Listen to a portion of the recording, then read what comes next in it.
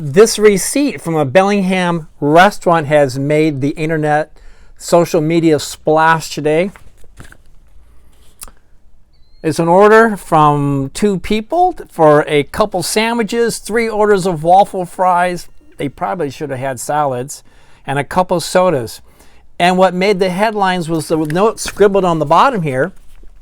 The 4 letters, I thought maybe it was somebody's initials. At first I thought it was AG, AB. I looked at it more carefully. It's ACAB, ACAB. I thought it was somebody waiting for a cab or something. I looked it up. And ACAB apparently stands for All Cops Are Bastards. This receipt was apparently delivered to 2 officers in Bellingham by a server of a well-known restaurant who subsequently was disciplined, and the restaurant deeply apologized for it, as they should. On Saturday, I attended the Black Lives Matter rally at Maritime Park. I listened to speeches, I looked at people, I talked to a few. I took some pictures. I wanted to learn, I wanted to understand better, but when I got home, I noticed it in the background of one of my pictures, after I zoomed in very closely, was a sign, and it could easily have been the only sign that said that. I didn't see others, but it said F Police, F dash dash dash police. Now listen, folks, my friends, those of you that consider yourselves leaders or activists in this common struggle against racism, this is not the message of Dr. Martin Luther King, who famously preached, and what I personally, honestly think was the best sermon preached and recorded in the last century.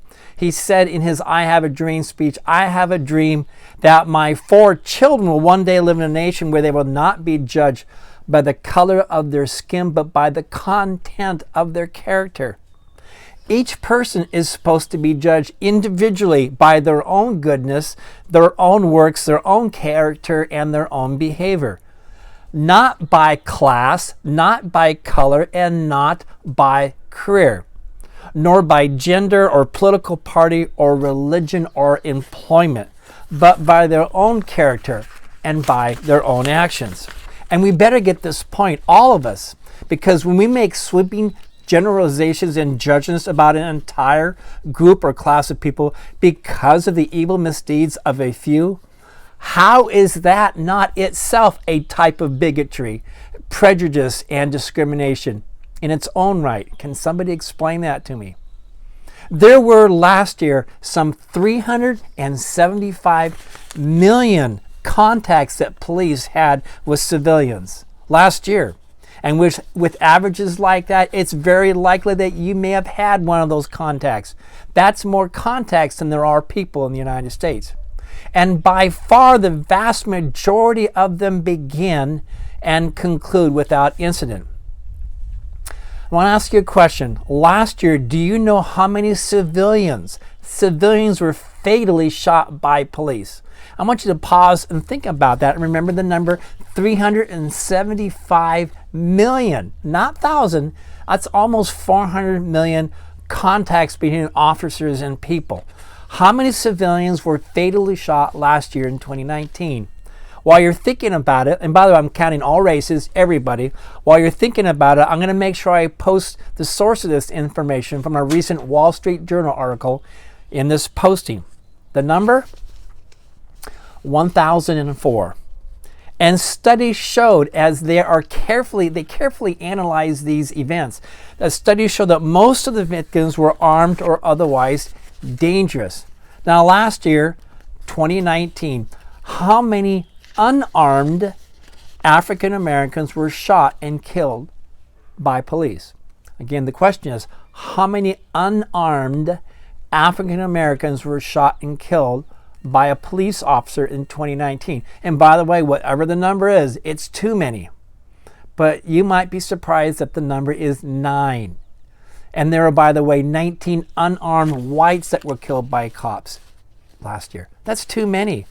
But racism sickens me, but so do reckless and wrong-headed statements like all cops are bastards or F the police. Both come from a very dark and ignorant and not very helpful place.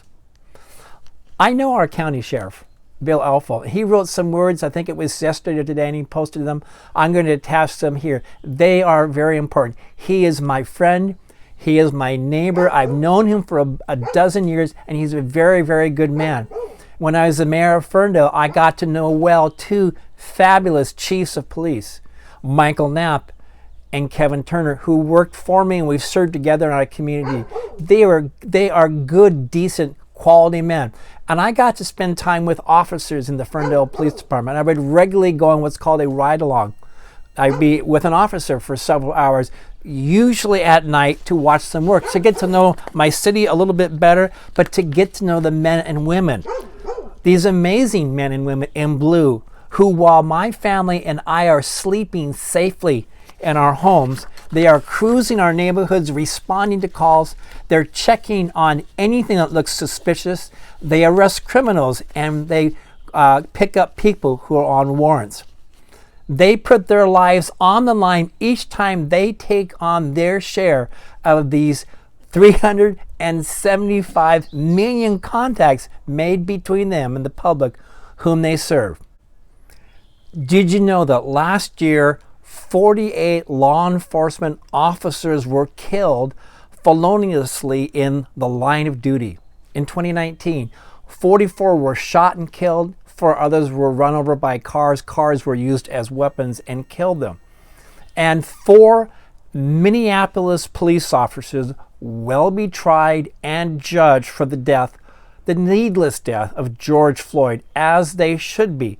But we dare not judge the remaining 700,000 noble and hardworking men and women in blue who serve us just because of the misdeeds and evil actions of a few. This is not what Dr. Martin Luther King taught us. And by the way, I'm going to visit that restaurant. I haven't been to this particular restaurant where this offense occurred in many years.